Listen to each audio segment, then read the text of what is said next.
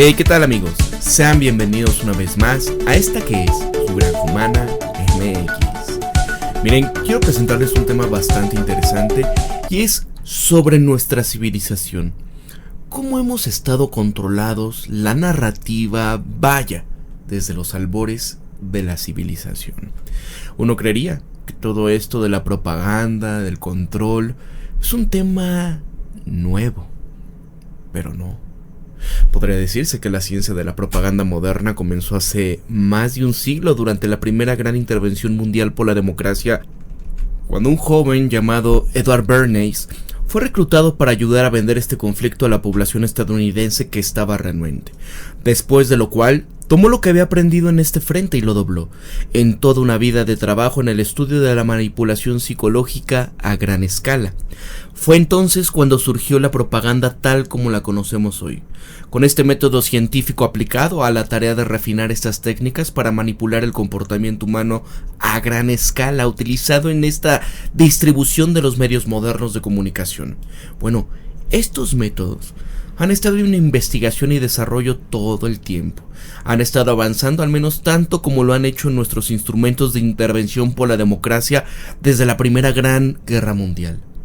Pero esto no fue el comienzo de la manipulación psicológica a gran escala por parte de los más poderosos. Esto ha estado ocurriendo desde los albores de la civilización.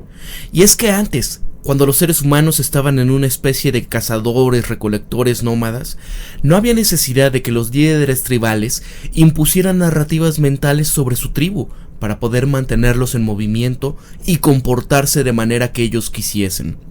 Las necesidades animales de comida, bebida y seguridad eran suficientes para mantener a estas pequeñas sociedades en movimiento, cazando, alimentándose, reproduciéndose y luchando donde fuese necesario.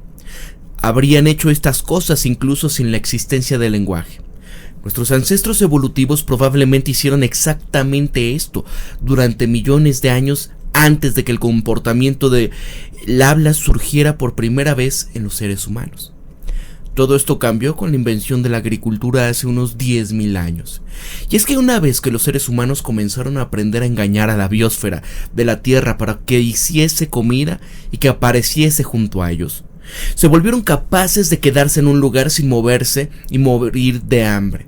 Comenzaron a surgir las civilizaciones, y donde, como cazadores-recolectores, los seres humanos solo se organizaban en grupos de unas pequeñas docenas, con la capacidad de establecerse y empezar a construir cosas. Comenzaron a congregarse en pueblos y ciudades de cientos o miles. Y una vez que se trata de grupos humanos de ese tamaño con el sustento proveniente de tierras de cultivo y de ganado, los impulsos animales del hombre, la sed y la seguridad ya no son suficientemente complejos como para determinar esta forma en la que estos seres humanos se van a comportar día a día. Ahora se necesitaban grandes cantidades de lenguaje, acuerdos, protocolos, normas, etiquetas. ¿Cómo planificas una civilización? ¿Cómo tomas decisiones? ¿Quién va a hacer cierto trabajo? ¿Cómo vas a asignar los recursos? ¿Cómo vas a concebir y cómo se van a criar a los pequeños? Todas estas cosas, amigos, es algo que cambia completamente. Y es justamente ahí cuando ya se puede ver cómo es que se abre la posibilidad de los abusos. Alguien va a estar haciendo este trabajo, alguien va a tomar las decisiones, alguien decidiría a dónde van a ir los recursos y potencialmente se van a asignar muchos más a sí mismos que a los demás. Alguien va a decidir quién va a poder tener relaciones con quién y potencialmente va a asignar esta responsabilidad por completo a ellos mismos y a sus seguidores. Posiblemente no dejará ninguna voz en el asunto a cierto grupo, por ejemplo, en este caso a las mujeres o a otro grupo de otros hombres, de otra etnia, etc. Así. Una vez que los seres humanos pasaron a organizarse en pueblos y ciudades y moverse en reinos e imperios, este potencial del abuso aumentó exponencialmente. Luego tienes el tema de las intervenciones por la democracia. ¿Quién debe de pelearlas? ¿Tienes dinero? ¿Tienes la capacidad para tener grandes riquezas? ¿Tienes las leyes y las capacidades de determinar cuáles son ya quiénes son a los que van a beneficiar? ¿Tienes a alguien que va a tener la inmensa cantidad de poder sobre un gran número de personas? Así, no vas a poder confiar en los impulsos animales e instintivos para organizar a las personas en civilizaciones de este tipo de complejidad. Y es que, para que la gente se mueva de acuerdo a tu voluntad, vas a tener que utilizar la narrativa. Necesitarás superponer aquí tu civilización con un mundo conceptual de historias mentales en las que la gente crea y se alinee con ellas. Y eso es lo que ha sucedido con todas las civilizaciones que han existido. Hasta las últimas generaciones, las religiones jugaron un papel importante en todo ello. Lograr que el público valorase la mansedumbre, la obediencia, la pobreza y entregar al César lo que es del César, como pagar los impuestos, mientras que les enseñaban que sería pecaminoso eliminar a sus gobernantes y tomar sus tesoros, fue un componente esencial para subyugar a las masas y mantenerlas en movimiento. La alineación con la voluntad. Estas religiones del cristianismo o el islam se ven bastante diferentes de los sistemas de creencias como el confucianismo, pero estas tres son superposiciones narrativas esparcidas sobre las civilizaciones gigantes que mantuvieron al público de base marchando de acuerdo con la voluntad de los poderosos. Amigos, solo pensemos por ejemplo en el caso de la colonia en América. ¿Qué sucede con esto cuando llegan los españoles y tratan de superponer su religión, sus dioses? Era esto, la conquista con la espada y la cruz. ¿Cómo enseñarle a la gente a pensar que si te rebelabas, que si querías quemar la hacienda o algo, era un pecado? Que pusieras la otra mejilla, que fueras humilde, que agachases la cabeza a tus amos, ¿no? Esto es parte de lo que juega. Por supuesto, no todo fue malo. Las civilizaciones habrían sido imposibles si todos estuvieran robando y eliminándose unos a otros todo el tiempo. Las narrativas sobre el pecado y el castigo eterno eran una forma de evitar que esto sucediese. Las narrativas de la religión, la ley, el gobierno y la cultura preservaron un orden dado, donde de otro modo hubiese habido un desorden. Puede haber sido un orden tiránico, explotador e injusto de la mayoría parte del tiempo, pero era orden. Por ejemplo, amigos, vean lo que sucede cuando el tejido social se va desquebrajando hoy en la vida moderna, que es un elemento fácil de analizar las cosas. Cuando ya no hay, como dicen, ¿no?, temor de Dios. ¿Qué pasa, verdad? Es increíble ver la necesidad de este tipo de narrativas para que la gente se comporte.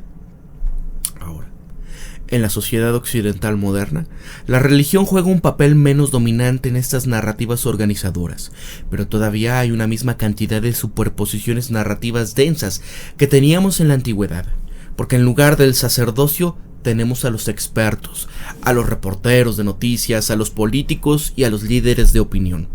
En lugar de herejes, tenemos trolls y teóricos de la conspiración. Y en lugar de viejas escrituras y doctrinas, tenemos la cosmovisión dominante actual. Porque antes de esta cosmovisión dominante se involucraba a Jesús, a Dios. Ahora la cosmovisión dominante implica al capitalismo y a la creencia de la democracia totalmente basada en esa fe. Y al igual que antes, no todo es malo. Probablemente sea bueno que la cosmovisión dominante valore la libertad y la justicia, incluso si nuestras libertades son en gran medida ilusorias. Nuestros sistemas judiciales son profundamente injustos. Probablemente sea bueno que la cosmovisión dominante ahora se oponga oficialmente al racismo, incluso si esto se debe en parte a que las intervenciones raciales y a la justicia por mano propia son inconvenientes para nuestros gobernantes. Probablemente sea bueno que la cosmovisión dominante valore vacunar a los niños contra enfermedades que solían matar a mucha gente, incluso si la industria que se dedica a ello tiene demasiado poder y que algunas enfermedades ahora se utilicen como pretexto para implementar agendas autoritarias. No todo es malo, pero es malo. Los sistemas del status quo que están manipulados para aceptar estas superposiciones narrativas de nuestra civilización están creando terribles injusticias y están poniendo en peligro a toda nuestra especie. El capitalismo ecocida está acabando con nuestra biosfera. El imperialismo está amenazando a nuestro planeta con un armagedón nuclear. La gente está pasando hambre, está empobrecida, abusada y explotada por el status quo sociopolítico que la ciencia de la propaganda moderna nos manipula para que se consienta. Y todo en beneficio de los mismos tipos de personas que tomaron el control de las narrativas dominantes en las antiguas civilizaciones en las que vivieron nuestros antepasados. Así, desde los albores de la civilización hemos sido gobernados por manipuladores, aquellos que suben a la cima de nuestra civilización actual, que tienen las mismas cualidades que aquellos que subieron a la cima de los reinos y los imperios de antaño. Personas que son un poco más inteligentes que el resto, y lo suficientemente sin principios como para usar esto a su favor. La próxima etapa en este desarrollo como especie nuestra, si llegamos a la siguiente etapa, va a ser trascender a este modelo.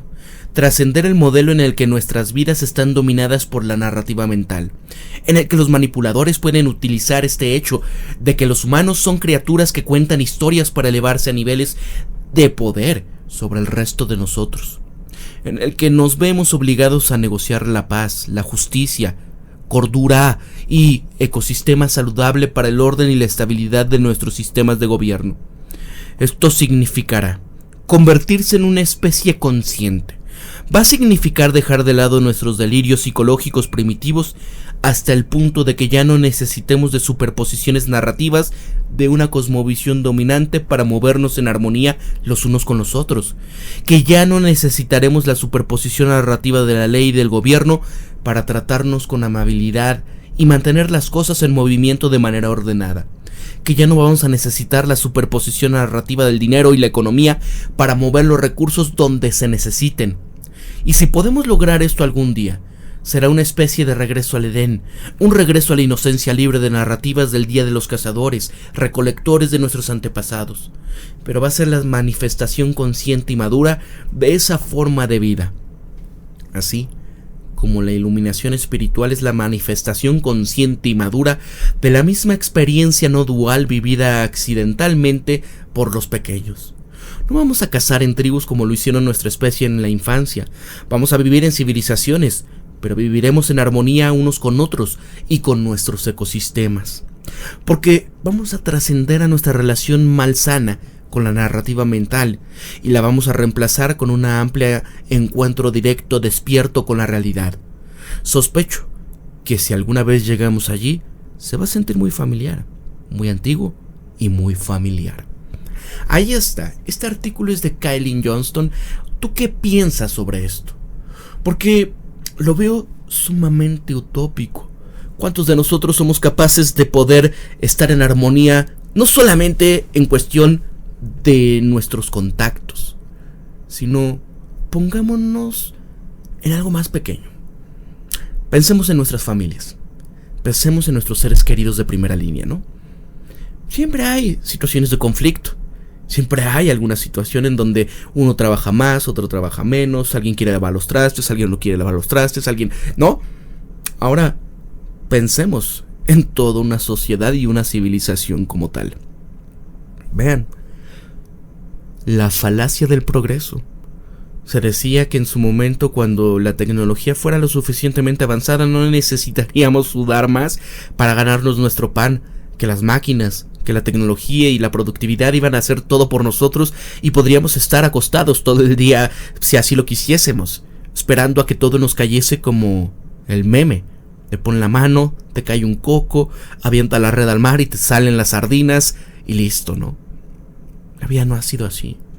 Por más que avance la civilización y la tecnología, todo sigue siendo lo mismo. Cuando vemos las narrativas, por ejemplo del Cyberpunk, en donde son mundos futuristas, tipo Blade Runner, o tipo el videojuego de Cyberpunk 2077, ¿qué pasa, no? O sea, situaciones donde el ser humano puede llegar a vivir más, mejorarse físicamente. ¿Y qué pasa al final? Son distopías. ¿Qué pasa ahora? Donde supuestamente la inteligencia artificial, los algoritmos pueden hacer las cosas mejor que nosotros y darnos los beneficios de ella, pero a su vez vemos desempleo, a su vez vemos la concentración cada vez mayor de la riqueza. A su vez, vemos que esta concentración de la riqueza está haciendo cada vez más poderosos a unos pocos y a su vez piensan que todo lo demás está de más. Que todo lo demás y a estos que están de más deberán de buscarles algo para que lleguen a su fin de manera cómoda y que no se sigan reproduciendo. Todo esto es el pensamiento de esta élite que quiere el poder y quiere heredar la tierra. Todo esto, amigos, ¿a dónde nos va a llegar a parar a todos como civilización si es que no cambiamos en general? Si es que no despertamos hacia este sentido de donde ¿qué va a pasar si creemos que sí? Llegará un futuro donde querramos despertar y evolucionar, pero ¿quiénes tienen las riendas del planeta ahora? ¿Quiénes se reúnen en grupos como en Davos para llevar la agenda de estos poderosos a donde quieren y para dejar a las grandes mayorías que están viviendo por lo general en la ignorancia, que van directo al precipicio? Para la Granja Humana MX, se despide Pablo. Y recuerden esto siempre: piensen críticamente, sean ustedes mismos, conózcanse de verdad quiénes son y sean empáticos. Muchas gracias a todos aquellos que llegaron hasta el final de este videoprograma. Y si crees que este mensaje es importante, compártelo en tus redes sociales. Deja un pulgar arriba porque solamente de esta manera podemos llegar a más y vencer este algoritmo que no le gusta que este tipo de mensajes críticos se compartan. Muchas gracias, y solamente si estás en la posibilidad de apoyar este canal para que continúe, puede ser también con un super chat, un super sticker, uniéndote como miembro del canal, o también a través de mi Patreon, www.patreon.com/LaGranjaHumanaMX. Aquí en los comentarios de la descripción está el link. Amigos, muchísimas gracias, gracias a mis mecenas, nos vemos hasta la próxima y gracias a los Caballeros Dorados. Cuídense mucho. Hasta luego.